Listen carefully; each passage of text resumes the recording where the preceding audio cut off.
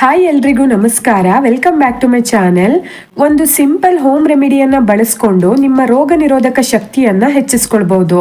ಪದೇ ಪದೇ ನೆಗಡಿ ಕೆಮ್ಮು ಆಗ್ತಾನೆ ಇರುತ್ತೆ ಅನ್ನೋರು ಇದನ್ನ ಒಂದ್ಸಲ ಟ್ರೈ ಮಾಡಬಹುದು.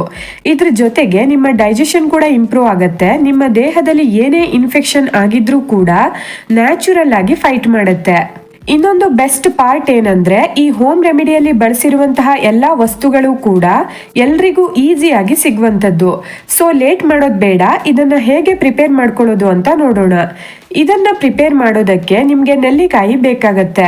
ನೆಲ್ಲಿಕಾಯಿಯಲ್ಲಿ ವಿಟಮಿನ್ ಸಿ ಹೆಚ್ಚಾಗಿರೋದ್ರಿಂದ ರೋಗ ನಿರೋಧಕ ಶಕ್ತಿಯನ್ನ ಹೆಚ್ಚಿಸುವಲ್ಲಿ ಮೇಜರ್ ರೋಲ್ ಪ್ಲೇ ಮಾಡುತ್ತೆ ಅಂತಾನೆ ಹೇಳ್ಬಹುದು.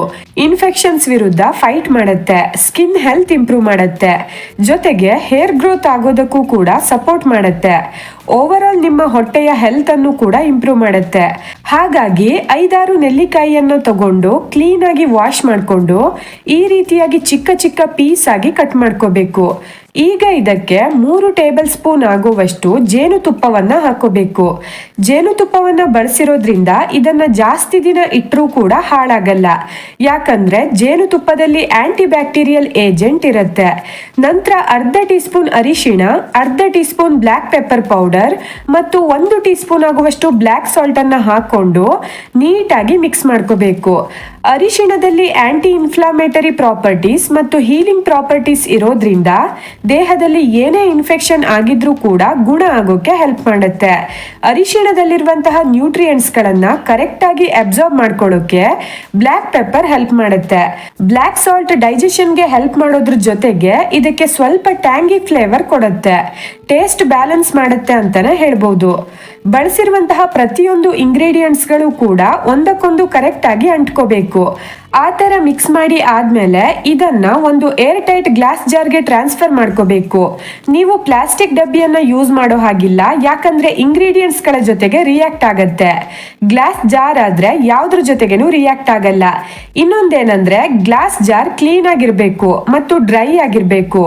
ಯಾವುದೇ ನೀರಿನ ಅಂಶ ಇರಬಾರ್ದು. ಟ್ರಾನ್ಸ್ಫರ್ ಮಾಡ್ಕೊಂಡಾದ್ಮೇಲೆ ಮಿಕ್ಸ್ ಮಾಡಿರುವಂತ ಪ್ಲೇಟ್ ಅಲ್ಲಿ ಜೇನುತುಪ್ಪ ಮತ್ತು ನೆಲ್ಲಿಕಾಯಿಯ ನೀರಿನಂಶ ಇರುತ್ತೆ ನೋಡಿ, ಅದನ್ನು ಕೂಡ ಜಾರ್ಗೆ ಹಾಕೊಂಡು ಟೈಟ್ ಆಗಿ ಮುಚ್ಚಳ ಹಾಕಿ. ಗ್ಲಾಸ್ ಜಾರ್ನ ಮುಚ್ಚಳ ಏನಾದ್ರೂ ಟೈಟ್ ಇಲ್ಲ, ಲೂಸ್ ಇದೆ ಅಂದ್ರೆ ಬಟ್ಟೆಯನ್ನ ಕಟ್ಟಿ ಇಡಬಹುದು.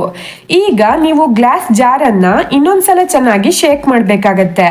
ಶೇಕ್ ಮಾಡೋದ್ರಿಂದ ಇನ್ನೂ ಒಂದ್ಸಲ ಎಲ್ಲ ಇಂಗ್ರೀಡಿಯೆಂಟ್ಸ್ ಗಳು ಕರೆಕ್ಟ್ ಆಗಿ ಮಿಕ್ಸ್ ಆಗತ್ತೆ. ಈಗ ನೀವು ಈ ಗ್ಲಾಸ್ ಜಾರ್ ಅನ್ನ 2-3 ದಿನ ಬಿಸಿಲಲ್ಲಿ ಇಡಬೇಕಾಗತ್ತೆ. ಪ್ರತಿದಿನ ಒಂದ್ಸಲ ಮುಚ್ಚಳವನ್ನ ಓಪನ್ ಮಾಡಿ ಆಮೇಲೆ ಮತ್ತೆ ಕ್ಲೋಸ್ ಮಾಡಿ ಇನ್ನೊಂದ್ಸಲ ಶೇಕ್ ಮಾಡಿ ಬಿಸಿಲಲ್ಲಿ ಇಡಬೇಕು. ಹೀಗೆ ಮಾಡೋದ್ರಿಂದ ಫ್ರೆಶ್ ಗಾಳಿ ಜಾರ್ ಒಳಗಡೆ ಹೋಗೋದ್ರಿಂದ ಒಳಗಡೆ ಮಾಯಿಶ್ಚರ್ ಬಿಲ್ಡಪ್ ಆಗಲ್ಲ. ಈ ರೀತಿಯಾಗಿ ಬಿಸಿಲಲ್ಲಿ ಇಡೋದ್ರಿಂದ ಎಲ್ಲಾ ಇಂಗ್ರೀಡಿಯೆಂಟ್ಸ್ ಗಳು ಕೂಡ ಒಂದಕ್ಕೊಂದು ಕರೆಕ್ಟ್ ಆಗಿ ಹೊಂದ್ಕೊಳ್ಳುತ್ತೆ. ಇದರಲ್ಲಿರುವಂತಹ ಮೆಡಿಸಿನಲ್ ಪ್ರಾಪರ್ಟೀಸ್ ಕೂಡ ಹೆಚ್ಚಾಗತ್ತೆ.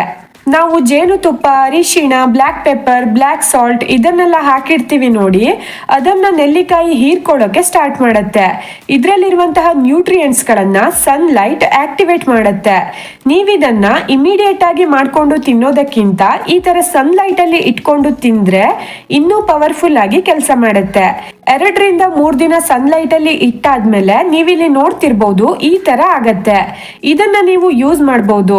ಡೈಲಿ 1 ಸ್ಪೂನ್ ಆಗುವಷ್ಟು ತಗೊಂಡು ಬೆಳಿಗ್ಗೆ ಖಾಲಿ ಹೊಟ್ಟೆಯಲ್ಲಿ ತಿನ್ಬೇಕು. ರೆಗ್ಯುಲರ್ ಆಗಿ ಯೂಸ್ ಮಾಡೋದ್ರಿಂದ ನಿಮ್ಮ ಇಮ್ಯುನಿಟಿ ಬೂಸ್ಟ್ ಆಗತ್ತೆ, ಡೈಜೆಷನ್ ಇಂಪ್ರೂವ್ ಆಗತ್ತೆ, ಹೊಟ್ಟೆ ಉಬ್ಬರ ಕಡಿಮೆ ಆಗತ್ತೆ, ಇನ್ಫೆಕ್ಷನ್ಸ್ ವಿರುದ್ಧ ಫೈಟ್ ಮಾಡೋಕೆ ಸಪೋರ್ಟ್ ಮಾಡುತ್ತೆ. 2-3 ದಿನ ಸನ್ಲೈಟ್ ಅಲ್ಲಿ ಇಟ್ಟಾದ್ಮೇಲೆ ಇದನ್ನ ಹೇಗೆ ಸ್ಟೋರ್ ಮಾಡಿ ಇಟ್ಕೋಬೇಕು ಅನ್ನೋ ಡೌಟ್ ಬರ್ಬೋದು.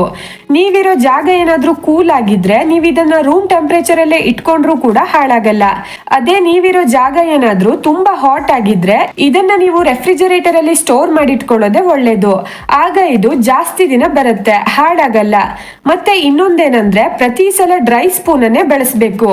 ಇಲ್ಲ ಅಂದ್ರೆ ಕಂಟಾಮಿನೇಷನ್ ಆಗಿ ಹಾಳಾಗೋ ಚಾನ್ಸಸ್ ಇರುತ್ತೆ. ಹೆಲ್ತ್ಗೆ ಒಳ್ಳೇದು ಅಂತ ಓವರ್ ಕನ್ಸ್ಯೂಮ್ ಮಾಡೋದಕ್ಕೆ ಹೋಗಬೇಡಿ. ಡೈಲಿ 1 ಸ್ಪೂನ್ ತಿಂದ್ರೆ ಸಾಕು. ಫ್ರೆಶ್ ಆಗಿರ್ಬೇಕು ಅಂದ್ರೆ ಸ್ವಲ್ಪ ಸ್ವಲ್ಪನೇ ಪ್ರಿಪೇರ್ ಮಾಡಿ ಇಟ್ಕೊಂಡು ಬಳಸಿ. ಈ ವಿಡಿಯೋ ಇಷ್ಟ ಆದ್ರೆ ಲೈಕ್ ಮಾಡಿ, ಶೇರ್ ಮಾಡಿ, ನಮ್ಮ ಚಾನೆಲ್ ಸಬ್ಸ್ಕ್ರೈಬ್ ಮಾಡ್ಕೊಂಡು ಸಪೋರ್ಟ್ ಮಾಡಿ.